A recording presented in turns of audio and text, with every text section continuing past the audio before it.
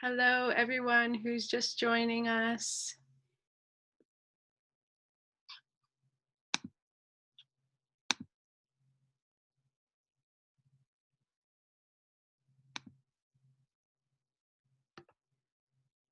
All right, first event of 2021. This is very exciting.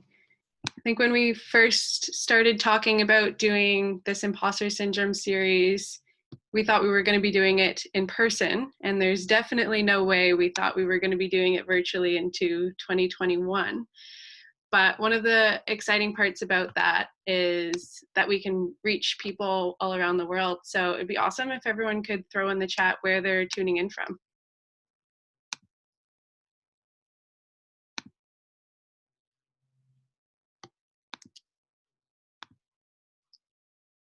Love it.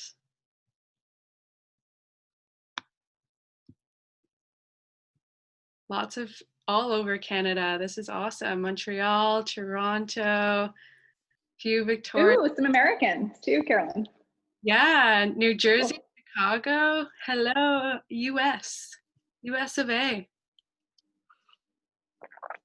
Oh, Sacramento, lovely. Lucky you.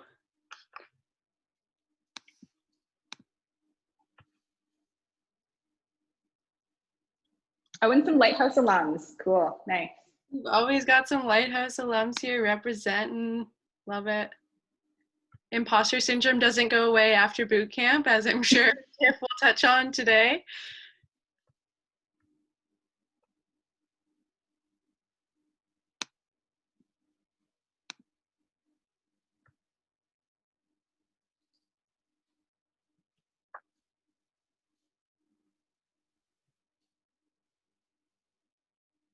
And we had more people register for this event today than we've ever seen for our Imposter Syndrome series.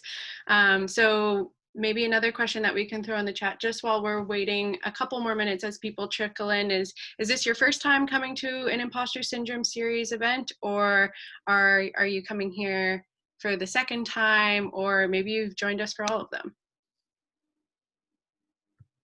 Nice, lots of first timers, love it. Couple second time. Well, welcome if it's your first time here, and welcome back if you've joined us for a couple others. Especially to the person who's been to 4. That's amazing, Colin. Colin's the MVP for supporting us. Colin, you got to be a brand ambassador for this event. All right, Elena, can I leave it to you to admit people? For sure. I know people didn't come here for me to ask them cheesy questions, so I will get to it. So again, thank you to everyone for being here. We're super excited to be having the first Imposter Syndrome series of 2021. Like I said, we've been running this series in partnership with Dispatch, who we have Elena and Miriam here for a few months now, and we're really thrilled to see a few familiar faces that have been tuning in every single month. We think it's super important to be building community around this topic because it's such an isolating one. And this series lives within our Career Accelerator initiative at Lighthouse Labs, which is an initiative that was launched alongside our commitment to $1 million in scholarships to support those who were impacted by COVID-19. The mission of the Accelerator is to provide the most relevant career resources from on the ground in tech, and we're doing that so that we can reduce barriers to entry into the industry and sort of take the intimidation out of the industry and realize that it's a place for everyone. I'll leave some time for conversation about Lighthouse Labs at the end, but for now, I want to get on to asking Tiff some questions. As you saw in the bio, we're super thrilled to have Tiff here today to talk about imposter syndrome, considering her journey from the fashion industry into boot camp and now not only working in tech, but also being a tech influencer. This is a topic that I have a feeling Tiff will be able to speak to and probably knows a little too well. Before we get started, just a few housekeeping things. Number one, keep yourself muted throughout the event. There will be time for Q&A at the end. can. So at that time, feel free to turn your mic on and turn your camera on. We always like it to be a collaborative discussion, but just keep in mind that we are recording the event. So if your mic or your camera is on, you might be recorded. And secondly, we'll also be monitoring the chat throughout the event. So if you have any questions, throw them in there and we'll try to get them answered by the end. Without further ado, Tiff, perhaps you can start by introducing yourself and telling us a little bit about how you ended up where you are today. Hi, Caroline, and also hi, everyone. I'm really excited to be here chatting with you all today. A little bit about myself. I'm currently a software developer and technical consultant at IBM in Toronto here. Prior to that, I was at a small startup, non-for-profit startup in Toronto, and then prior to that, I was at a boot camp. So that's kind of my journey from boot camp to where I am now as a developer at IBM. But I definitely didn't always know that I wanted to get into the tech industry. I actually didn't even really know what coding was, to be totally honest, until my last year of university. It was required to take a very basic coding course, and it's like, why is no one talking about this? Why has no one told me about this? So that's a little bit about my journey to tech. That's awesome. I think that's a common story for so many people kind of stumbling into the industry. That's great background. Now, to get onto the imposter syndrome topic, can we start by having you sort of just describe what imposter syndrome means to you? Describe imposter syndrome in your own words. For me, imposter syndrome, it's that feeling I get when I feel as though these thoughts come in my head of you're not good enough or you shouldn't be here. A lot of times thoughts as though they're going to find out that you don't belong or that you're not quote unquote smart enough or skilled enough.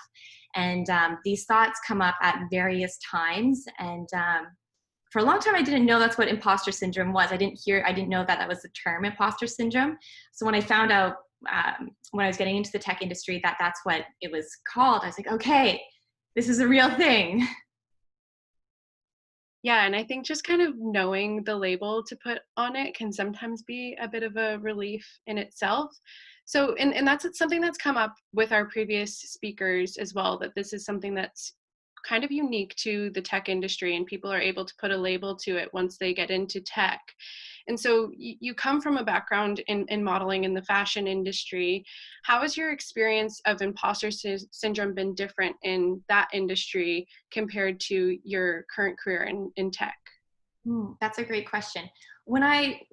Before I was in tech, when I was in the fashion side of things, I definitely experienced imposter syndrome, but as I kind of mentioned, I didn't have a term for it. I didn't know what it was. I just had all these similar feelings as to I experience at certain points in my career now in tech still, which is imposter syndrome. So my experience with imposter syndrome in the fashion industry, I would say, was really isolating, and I felt very alone. I thought these were just thoughts that I was having and didn't really know how to handle them. And then when I moved into the tech industry, a positive, although imposter syndrome still very, very much exists in the tech industry a lot, one of the positives was I learned that this is a real thing and a lot of people, if not everyone, goes through it. So it kind of gave me, in a different sense, a way to feel reassured that, hey, these feelings are quote unquote normal, that everyone goes through them, and there are different tools you can use to kind of navigate imposter syndrome. Awesome. And hopefully we can talk about those tools a little bit later. Before we do, on that topic of imposter syndrome being strongly associated with tech, do you have any ideas as to why that might be? I think imposter syndrome is so associated with tech because tech is such a fast moving industry. There are different jobs coming up every single day. It feels like there are different roles, different technologies. So it can feel intimidating or overwhelming that your skill set is relevant or up to date. And I think with that comes the feelings of imposter syndrome, that do I know enough? Am I skilled enough? Yeah, that's been touched on before, the fast pace of the industry and just trying to keep up as much as possible. But and you've touched on it, and that's what we've kind of been trying to build with this series, is building community around that. And when you are able to recognize that everyone's feeling that way, it can take a little bit of the weight off. Yes. And so you mentioned that you went to boot camp, and I think like that's an accelerated learning experience in and of itself, and you're changing careers. And I know we have a couple alumni in the audience and a couple people who are considering going to boot camp. Can you talk a little bit about what your boot camp experience taught you about imposter syndrome? For sure. I think, when you're going to, for myself anyways, when I was going to boot camp, and I'm sure like many others, your end goal is to switch careers, to get a job. And so when you're going through the boot camp, you have so much, or for myself, I had so much pressure on myself of not only to grasp these concepts, but also to get a job at the end of this. And you're investing a lot of your time and your money into this, and it can be that in itself is very intimidating. And then when you're learning new concepts, a lot of times, I remember when I was at my boot camp, I was definitely not the first to pick up most of the concepts. And I remember, when those people would pick up whatever it is we were learning, and they'd be so excited, and I would just feel so deflated. I remember spending a lot of hours in the computer room at my boot camp just thinking, why can't I get this concept? For me, getting which now looking back I just kind of laugh at myself, because, if only I knew how far you can come if you just stick with it, which I'm glad I did. But I had a lot of trouble understanding a for loop. I just couldn't wrap my head around it. And I remember going into the bathroom a lot of times, to be honest, and kind of just breaking down and crying, because like, why can't I get this? So I definitely, during my boot camp, that was probably the highest point that I've experienced imposter syndrome. But I'm so happy and that I stuck with it, and I'm sure everyone who's gone through boot camp would agree with that. That it's funny, that's not the first time crying in the bathroom has been brought up in this series. Is there any thing that really helped you when you were in that moment of crying in the bathroom, or feeling deflated then, or maybe since then you've kind of learned those tools? For sure. Well, I think one thing is having a community. And when I say community, it could be as small as one person, or it could be, 5 or 6 of your friends. For me, it was one woman who, whenever I had these feelings, I was able to confide in. And that really helped, kind of that reassurance that, hey, I can keep on going. I have the support I need. And even from some of my teachers around me, if I was feeling that way, they can kind of lift me up and support me. So I think the first tool in that moment at the boot camp was utilizing my community that I've built around me, and just trusting that the teachers that are there, they want the best for you, and they want you to learn, and they want you to succeed. So really utilizing them. I think since then I've developed a few other tools, but that was definitely my first tool was community. Are there any other tools that you'd like to speak to? We can spend a little bit more time on this topic. For sure. I think the tool that I use, I don't know if you call it a tool, but what I do now, I take into practice, is I kind of think of recognizing imposter syndrome thoughts almost like a muscle. So as it comes up throughout my day, I mean, for example, even earlier today, I was stuck on a problem at work and I had these feelings. But now I'm at a point where when you recognize those feelings and you going down that path, kind of stopping yourself before you get into that cycle. And of course, this is easier said than done, but the more you practice doing this and really take into account by either stepping away from the computer or going for a walk, it's like a muscle. It's like going to the gym. The more you practice it, it will get stronger and it will get easier to shut down those feelings. They won't go away. I think at any point in your career, you're going to experience it, but the length that you will experience them for me anyways, has gotten shorter.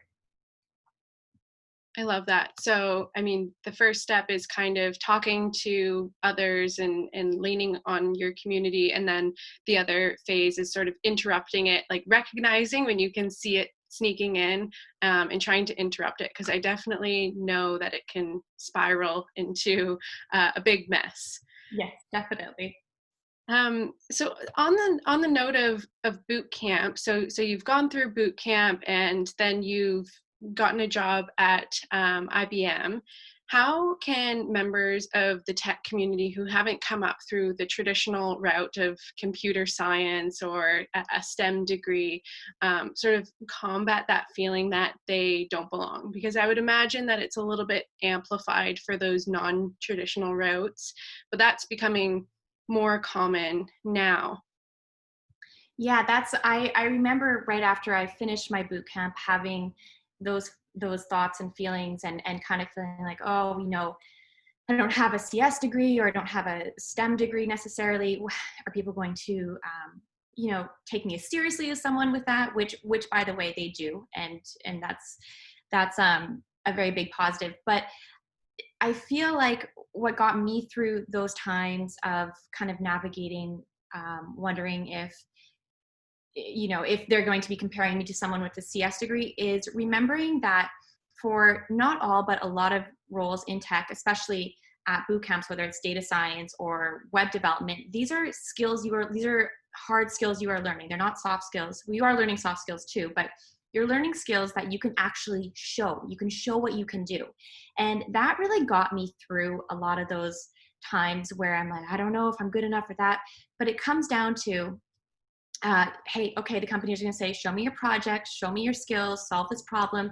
And that is based on your knowledge, and no one can take that away from you. And whether you get that from a CS degree or a boot camp or however, that's something that you develop and you kind of have control over, if that makes sense.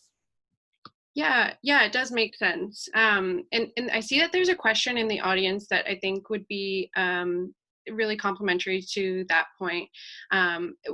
At what point did you feel that you had gained enough skills or have overcome imposter syndrome to start actually applying for jobs? Or did you reach that point? Or was it like, okay, I have this feeling and I got to do it anyway?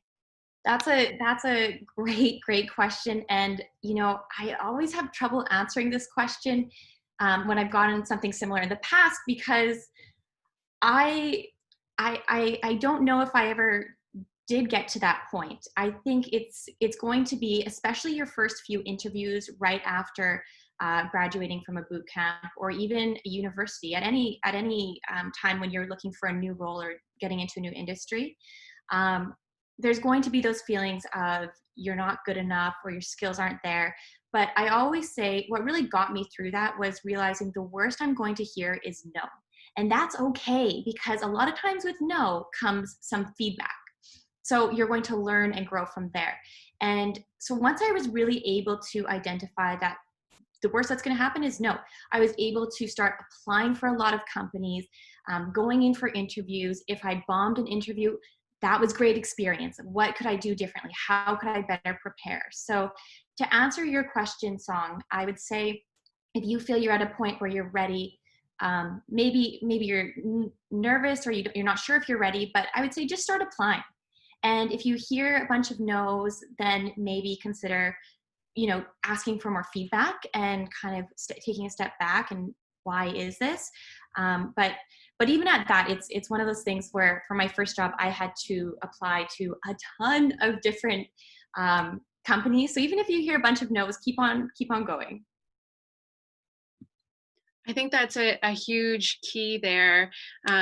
Getting that feedback will help you kind of get out of your head about it as well. At least getting a no is, okay, this is a no. What feedback do I have? What can I work on? Instead of never really trying and then only kind of building this up in your mind. So I think that's great. And see if Song sends a follow-up question, but that's great.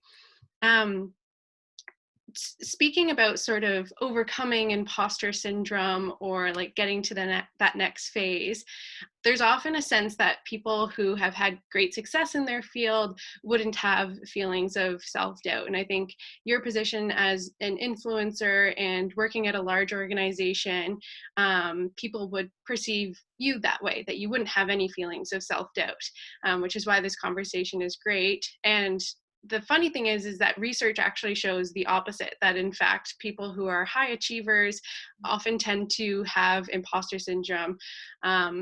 What can you tell us about sort of that experience of people coming to you as an influencer or as an expert in that space, and maintaining the realities of your everyday life as well? That's a great question. I think when I first heard something similar to what you mentioned, that or when I hear a lot of times from leaders where I work right now, or people in higher positions than me, that they experience imposter syndrome, it really helped kind of put things into perspective, that this is something everyone experiences at every stage of their career. And as you continue to grow in your career, from my experience, I experience it more and more, actually, because then it comes to, you're dealing with some leadership or some lead roles, and that puts more pressure, and in turn you feel that more. So it definitely doesn't go away, but you learn to kind of navigate it better. But to kind of go back to your question of the influencer side of things, it's funny because a lot of times throughout the day, on the influencer side, I'm getting messages from individuals of, how do I get into the tech industry, or what programming language should I learn, or if they're in the tech industry, asking more specific questions. And on that side of things, it's been really rewarding to see, to not only help people, of course, but also see my own growth in the sense of my knowledge and being able to give that back to them. But then, so that's one side of things. And then I go to work, and it's like, how do I do this really simple thing again? And I need to ask my manager to do it. So it's very humbling that, on one side, I'm able to relay my message or my knowledge onto others for where I'm at. And then on the other side, it's like, Tiff, you got so far to still go, and you probably always will. And I think that's an exciting thing, though, in a way. Yeah, that kind of leads me into my next question, actually, that we've asked everyone who's spoken on this series. In your opinion, with who does the responsibility lie in dismantling the construct of imposter syndrome? Is it something that workplaces should be further addressing? Is it something that lies within the individual? Is it a social thing? All of the above? What are your thoughts on that? I think it's all of from my experience, I definitely think it's all of the above. And why I say all of the above is because I think, as one of the things I have really benefited from is, as I kind of mentioned in the last question you asked me, is I've really benefited from hearing people in leadership talk about how they experience imposter syndrome. So when I hear that others are going through this, it makes me feel a little bit better, like, okay, it's not just me. So I think that's one side that I think we all need to be talking, like we're talking about this and making it not something that is swept under the rug. This is a real thing. And so I think from a community sense, it's great that we're talking about it. And then on the individual side, really taking, for me anyways, taking ownership over recognizing how I'm feeling and kind of utilizing those tools we spoke about. Yeah, and so on that note, and I'm sure the answer is similar. You spoke about teachers and mentors supporting you throughout your bootcamp experience when you were having those feelings. Now that you're in the workplace, do you have any examples of how your managers have provided that support, or do you have any suggestions for how managers can better support individuals at any level that have these feelings of imposter syndrome? For sure. I think now that especially now that we're virtual, I think it's even more important than ever to check in on each other. So one thing that I have really benefited from and been grateful for is having managers who just check in on me out of the blue, like, hey Tiff, how's it going? How, are you what problems are you working on? Are you stuck on anything? And just feeling as though I have that support has been huge. So really checking in on people you are managing is the number one thing I would say. And then also to developing, and it varies based on your relationship with your manager, but if your manager is able to open up and kind of talk about, for example, my manager and I, when we speak, I'll talk about, because he might not know exactly what I'm working on because there's many managers, but if I tell him what I'm working on, the problems I'm facing, in turn, sometimes he'll tell me what he's working on and problems he's facing. And then it makes it more, it makes it more of a conversation that, hey, just because he's a manager, he has different problems and different things come up too. I think that's so important given the questions that we're getting in the audience and that we've gotten for the last few months. Again, going back to that, if you're beyond a certain point or you reach a certain point, you won't have feelings of imposter syndrome anymore. And I think that makes a lot of sense. So if there's any managers in the house, that's a good note to sort of reciprocate that and open up room for vulnerability.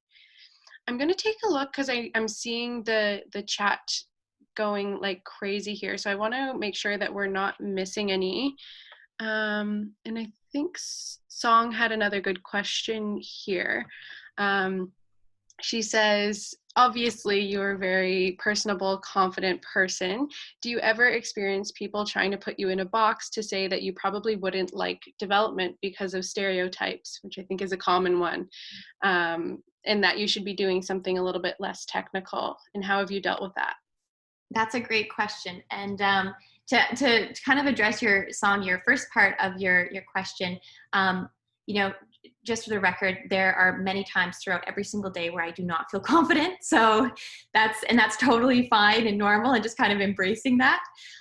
But your second part of your question, yes, I have experienced that, especially when I was getting into the tech industry.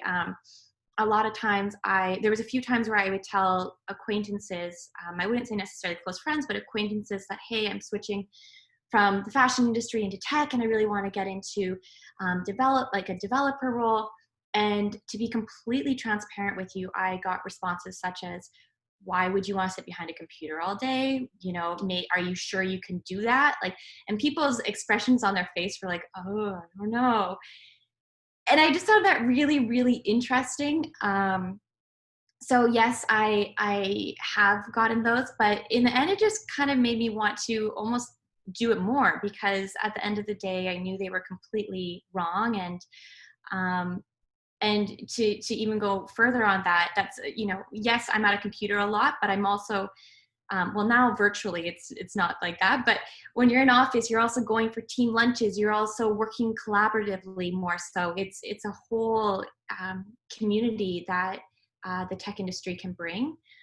So I would say how to deal with that is just be your own biggest cheerleader, in the sense that there's going to be lots of times in your career where you're going to need to be, and believe in yourself and your path. And if possible, find a mentor or community to lift you up.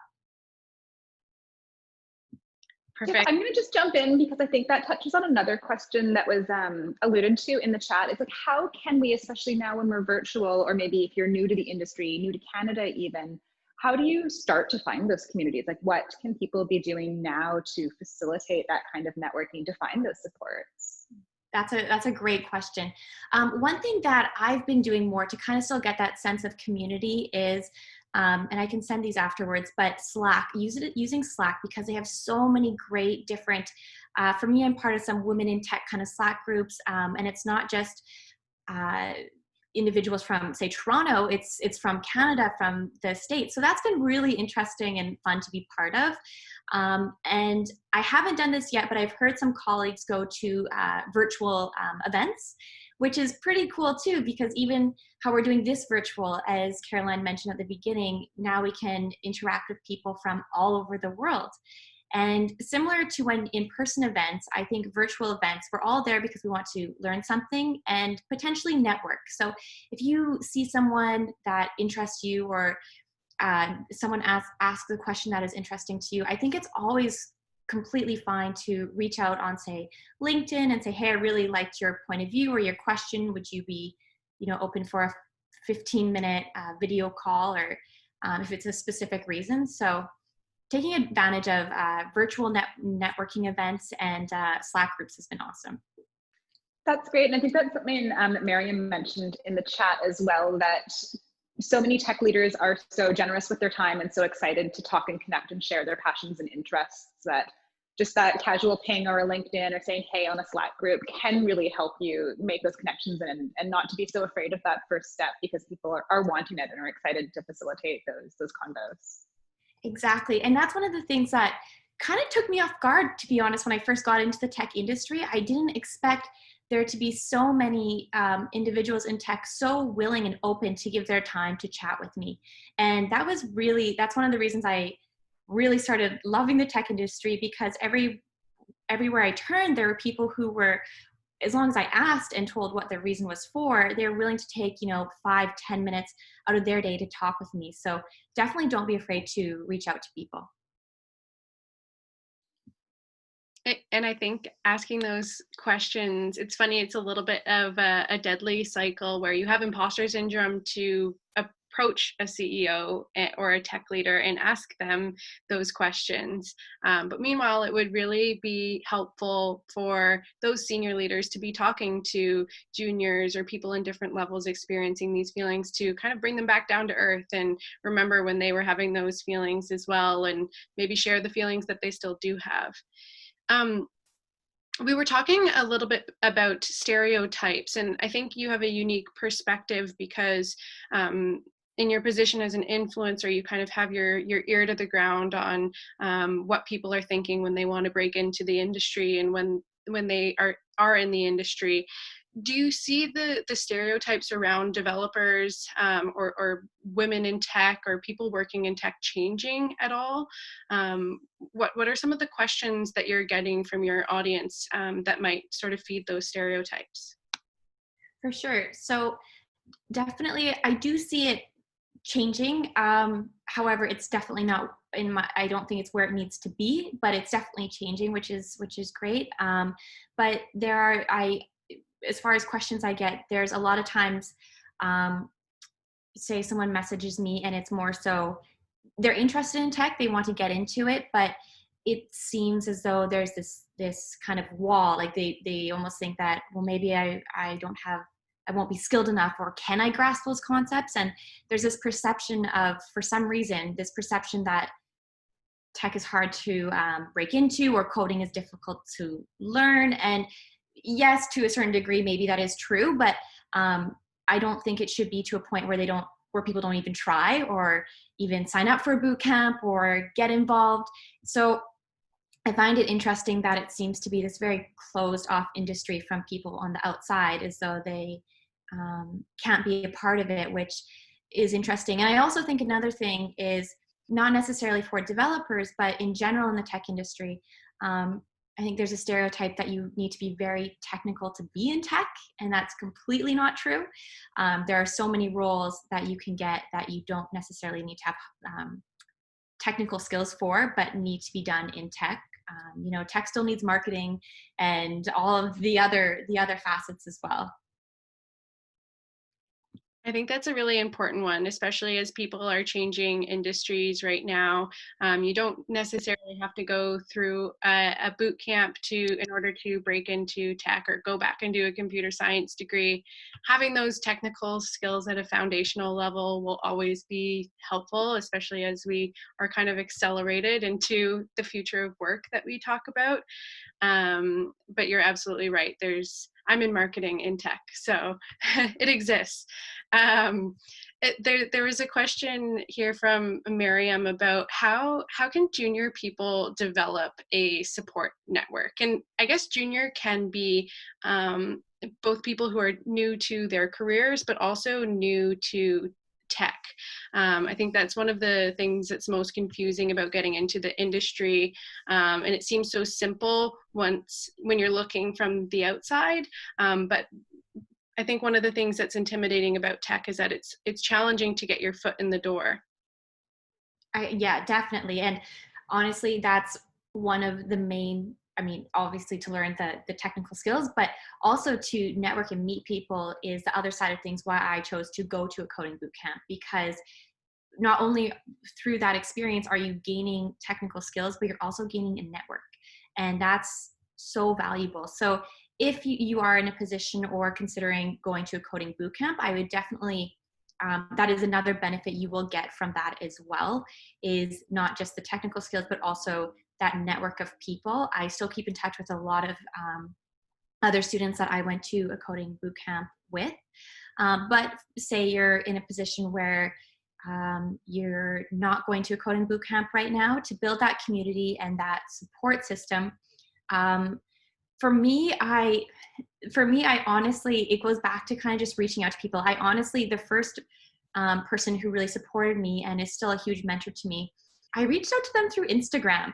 And it was before I started my Tiffintech or anything like that, but I knew they worked at Shopify, and I was like, that's such a cool company. And so I just reached out to them and I said, hey, would I be able to chat with you and pick your brain about your job? And I'm kind of considering. And she met me for coffee, and then the rest is kind of history. So I know it sounds easier said than done, but going back to just reach out to people. If you're able to find someone kind of close in your area, although we can't meet up right now, but just building that relationship and connection. Yeah, that's awesome. You never know when someone's going to respond, and you never know when someone who you think might be out of reach is looking for that type of connection as well. Do you have any advice for people who are applying for their first tech role, or for people who are maybe considering boot camp? What are some of the things that they should be considering when they're breaking into tech, and that would kind of help them make that decision? Mm. For applying to if you are applying to, say, a boot camp, for example, one thing that I found really, really helpful when I was doing it is looking at the boot camp's curriculum, and then, say you have that on one screen, and then the other screen going on job postings that you are looking to have after a boot camp, and seeing how that aligns. For example, I know, like, one thing I love about Lighthouse Labs is genuinely, if you look at the curriculum and then you go and look at requirements, it's hand in hand. It's real world experience, which I think is really important when you're considering getting into a boot camp, is ensuring that whichever boot camp you're looking into, it goes hand in hand, because the experience you're getting from that will directly go into your resume. And the other thing I would say, on the other side of things, for applying for your first job, or say after your boot camp, or in general, is there are going to be, resumes are always going to say 2 years or 3 years experience, or X amount of years in this programming language or that programming language. And don't let that stop you from applying, because a lot of times the individuals who are writing those job postings are not, they more so are typically on the HR side of things. So they, sometimes you see job postings for React for X amount of years, and like, it hasn't even been around for that long, or different things like that. So just don't let that stop you from applying. And the last thing I would say is, in all transparency, I think for me, one of the biggest helpers for getting both of my jobs has been networking, has been meeting with people at both of the companies that I wanted to work for, and telling them I wanted to work for them and why. And kind of, because a lot of times these technical skills can be learned. So if you learn JavaScript and then the company you want to work for is in Python or a different language, those can be learned. The technical skills can be learned, but what can't be learned, or is, that's fine. That's what my employer said anyways at the time, was your willingness, or someone who wants to learn, who wants to pick up things, your eagerness, who wants to put their best foot forward. So I think at the end of the day, although technical skills are important, though they can continue to be learned as you grow, but having the soft skills to learn as well.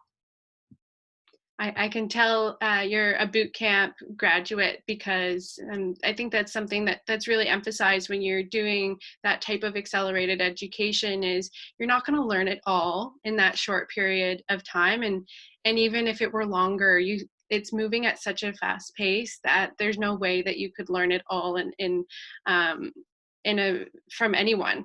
And so that kind of leads me to a couple questions that I've seen similar in the chat. For people who have non-traditional backgrounds, do you have any advice for how you can demonstrate your background when you don't have that technical work experience, how you can sort of talk about those soft skills? I think one way to kind of, especially now, going virtual, one way to really marry your soft skills with your technical skills is through writing different, even blog posts on, say, Medium. So say you're learning a tech topic or a new framework and kind of writing it out as you're learning it, or making a little tutorial on Medium, for example, or any kind of blog. But I think just writing it out, and that not only shows that you know the technical side of things, but that you can speak it or type it out and put your thoughts onto paper. And I think that's one way to kind of do both. That's awesome. And Marina, I was trying to kind of answer your question there about how you can kind of change tracks if you have that non-traditional background and maybe feel that you're not ready for the engineer developer role, but more the QA or the intern position. Marina, I can completely relate, actually, because I started my first job after my boot camp because of those exact feelings I took was a QA. So, and that it was a great experience and I learned a lot from it. So if you're, having those feelings and that's something you feel more comfortable in, then I would say go for it, because it doesn't mean you have to stay in that role permanently. You're going to gain experience and learn from it. And then when you're feeling a bit more like you want to continue maybe into a different role, then go from there. And Tiff, again, you're connected to a lot of people through your own platforms and through IBM and do a lot of research on tech. Can you speak to sort of the value of having that non-traditional path or coming from a completely different background, even from your own experience, how those things transfer and how they can actually be an advantage to you potentially? For sure. Well, one of the first things I got told when I started at IBM was, I forget if it was my manager or another manager, but someone I was working with when I first started, they said, I can tell you're a coding bootcamp graduate. And then immediately my imposter syndrome comes into play, like, oh, I don't know. And his response was, no, that's amazing, because when you go to a coding bootcamp, the skills you build are not only technical, but you learn how to pick things up very quickly. And he said, I can see how you're able to really quickly pick up different things. And your willingness to learn different things is so open, and that's huge. So, and although that necessarily isn't always, there's many different people who come from many different backgrounds who have that, but I think that's one thing that a coding bootcamp really forces you to upskill, is your ability to quickly learn. So that's one benefit that coming from a non-traditional background in tech has given me.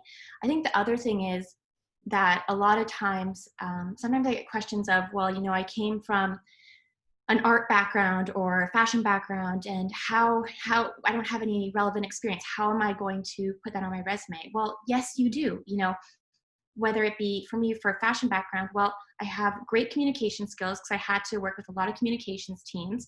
I have, my design skills for certain things I have. So maybe they're not directly related to the role you're applying to, but these experiences will still help you in the role that you're applying to, just in different ways. I think that, I'm going to jump in, Carolyn, from a bit of a recruitment perspective, because what Tiff's saying, and there's a comment in the chat I want to draw attention to too, is so true. Like, the experiences that you have before your technical knowledge and your technical education can be so strong. And to talk to the comment in the chat from Miriam, as a hiring manager, she's saying those personal projects and that cover letter that you can talk to those experiences and direct them to the work that your team, your potential new team and your potential new organization is doing is so important. Just to, you know, show them that that you're a person with excitement and drive to do the work, and taking that time to write that personalized cover letter, to learn a little bit about the tech stack the org you're applying to is working in, to check out some folks on LinkedIn and be able to direct your attention to personalizing it and making it making the people reading your resume and seeing that side of your application are aware of your excitement. And I think that a lot of folks who come from more untraditional tech backgrounds have the communication skills to really be able to shine in that part of the application process. And that ties in so directly to what you're saying. Just really want to make sure that everyone checks out Miriam's comment in the chat there. I also just wanted to say, just to build on that, I know it sounds so stereotypical to say like, write a good cover letter, but the number one thing that we see is most people don't do it. Easy apply is easy. So just assume everybody else is doing that. If I get like 100 resumes, I'll probably only get like 2 to 5 really good cover letters. The rest are all easy apply. People just want to spam it. And when you're junior, you don't have the luxury to do that. So that's your biggest weapon. So use it. Yeah, it's funny. Miriam and I actually together just went through 100 resumes, and I think 3 had cover letters and 1 was good. So that's like literally those are the numbers. So if you can make that good cover letter, there's a ton of bad resources about cover letters and job applications. The one, I've been in recruitment and talent for a long time, I'll put it in the chat as well. It's Ask a Manager. She's got some great advice on how to get your application, including your resume, to stand out. So really, like Miriam and I are saying, and Tiff as well, that's such an important thing to do when you're junior and trying to get your foot into the door somewhere.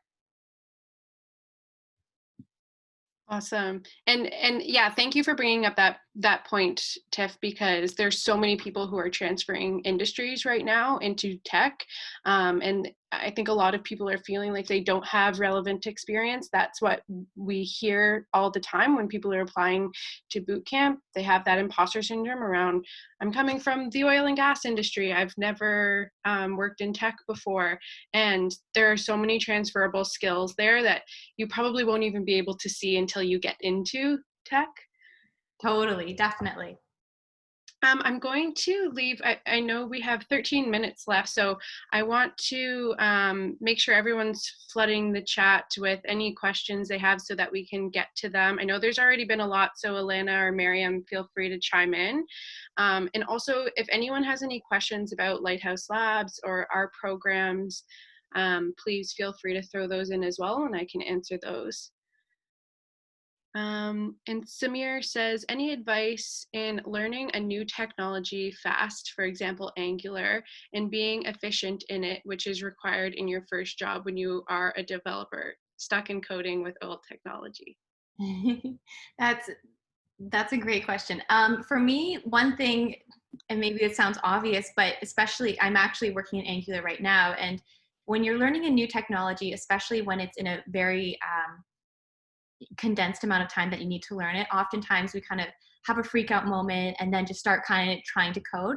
So my advice would be to take a step back, and as you know, this might sound so obvious, but so many times we forget it, read the documentation and kind of take a step back, read documentation. I like to watch maybe a YouTube tutorial or something, some kind of tutorial that's relatively short, and then ensure I don't get stuck in the tutorial cycle. So watch one and then kind of try and learn by building small pieces of the language or the framework that you're working with. But don't try, when you're learning something new, it's easy to try and build, you know, the next Facebook, but just start by building a hello world and take it step by step from there. I love that. Read the documentation, probably the simplest advice that you could give, but I'm sure a lot of people are writing that one down. On that note of sort of side projects and whatnot, there's a question here about how you can gather experience if you don't have any previous work experience, essentially, going into tech. You mentioned that some of these junior level roles are looking for 1 to 3 years of experience type of thing. Can you talk a little bit about side projects and how you can get onto those, and what people should be focusing on when they're taking those on? For sure. For me, what I did to kind of build some side projects when I was looking to apply for my first job is I just built projects for people I knew who didn't need a project, but I told them they did. So, for example, my dad has a construction company, so he didn't have a website. So I said, Dad, I'm building you a website, and I went through the entire process of building him a website and put in my portfolio that this construction company. I said, I mean, in the interview, I told them it was my dad and all that. But on my portfolio, I just have construction company and then the website built, and different kind of things like that. Where if you have a friend or a relative that can use a website to some degree, or even if they can't, just kind of make something up, not to your potential employer, but in your head, like an experience.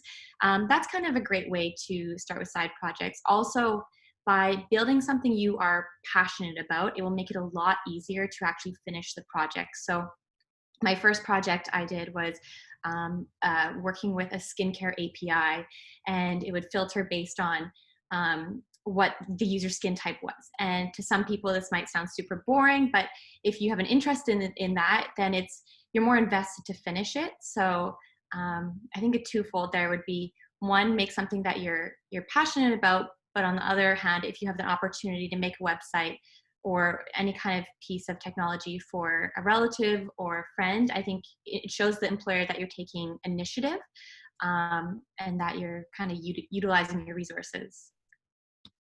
Totally. And I think but going back to the Slack channels and networking and whatnot, I know the Slack channels that I'm involved in, people are always looking to work with others on side projects and whatnot. So don't be afraid to put in there an idea that you have, and see if you can get a few others to work with you. That way you're building a side project, and you're also networking. Another question that we have is, what level of programming do I need to know to apply for intern roles? I'd like some experience while I'm learning before I apply to junior roles. And I can speak to that a little bit from the Lighthouse perspective. Our graduates go through a 12-week boot camp, and at the end of the program, they start applying to either internship or junior developer positions. So that is a full stack web development boot camp that they are going through, and they can have no experience at all, coming from any industry, and moving into tech. And I know, Tiff, you probably have some thoughts to add to that, as you are a boot camp student yourself.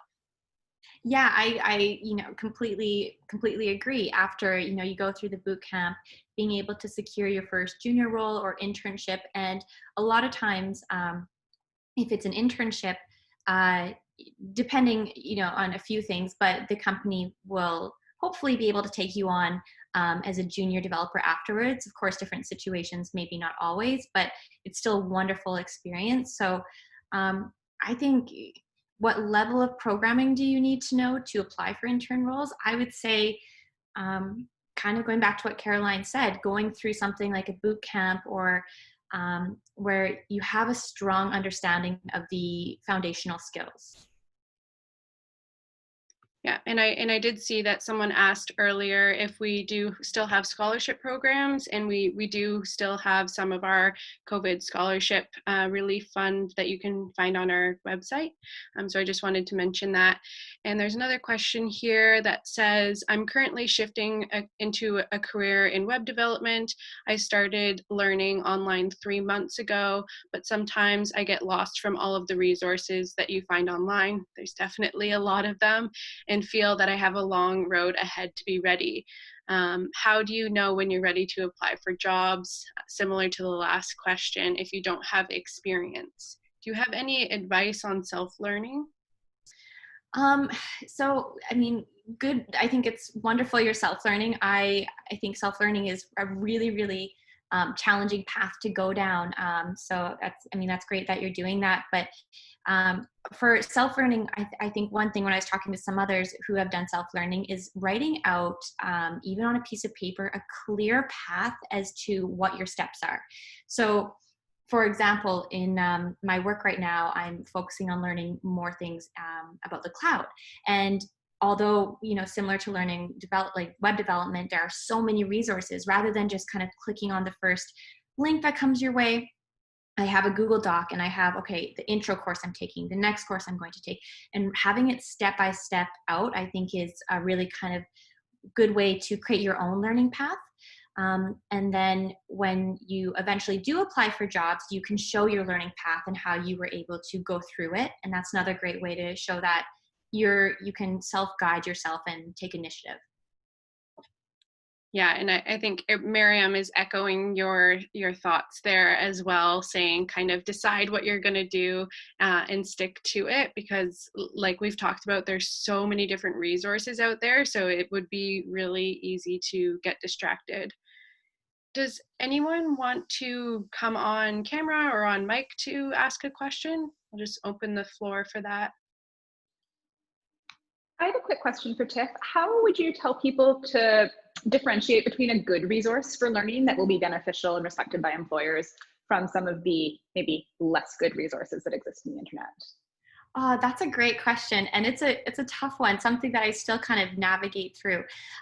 For me, when I was looking to kind of learn outside of what I learned, say, in my boot camp, what I did was I looked on sites that were reputable. And a question being, how did I know they were reputable? My main one I used was Udemy.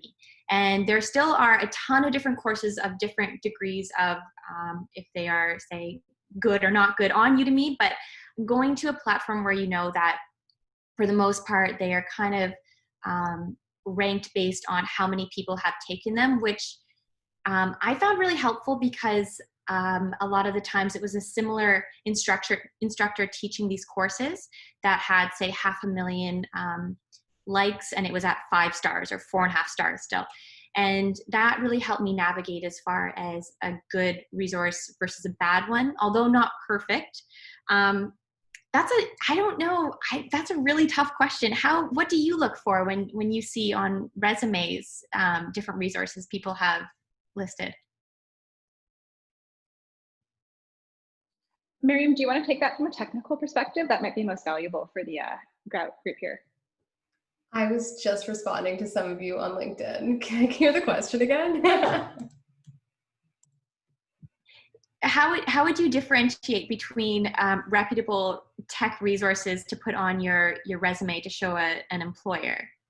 If someone's looking online for resources. Like courses that you've done? Mm-hmm. I think that it doesn't hurt to put them. Eventually, once you start to get more experience, you'll be able to, they'll matter less and you'll have professional experience that will precede them. But if you are doing things like you did a Udemy course, it doesn't hurt to see it because at least people know the topics that you're willing to take an interest in and what you're working on. Otherwise, if you've just got a blank LinkedIn and you haven't got experience, it might just look like you're not really trying, and you could be doing it in and out like a full-time job. So, and I think that's where some of the content contributions come in as well. I see a lot of content on Medium and dev.to, a lot of development blogs from people starting out within their first week of software development and not doing it professionally. So even if you're kind of using it like a journal, at least you're kind of creating a presence for what you're interested in, what you're doing, and who you are. And all of those things become your resume. So you don't need to think of it as that one sheet of paper, because that becomes really hard. So yeah, be loud about it. People want to know. Awesome. Okay, we have gone right to the end. Tiff, we definitely sent you a million different questions, but thank you so much for sharing your experience. As you can tell, I think the audience really related to some of the things that we touched on today. So I'll leave it there, but I just want to encourage everyone to follow Tiff on her social channels. We'll include them in the follow-up email, but she has this conversation on her social channels, as well as lots of other different topics surrounding tech for those of you who are already in the industry and for those of you who want to break into the industry. So I definitely encourage you to follow along. And if you have any questions about Lighthouse, I'll throw my email in the chat and you can ask me there. So any final thoughts from Elena, Miriam, or Tiff? No, Miriam and I both volunteered in the chat to connect on LinkedIn, so please feel free to poke either of us. We're totally happy to hear from anyone who's been joining these sessions and getting some value out of them. And Tiff, thank you so much for participating, and thank everyone else for attending today. For sure. Thank you so much for having me. It was a pleasure speaking to you all and having such a wonderful conversation. I just added my LinkedIn to the chat as well, so just to echo that, feel free to reach out as well. All right, thanks everyone. Bye.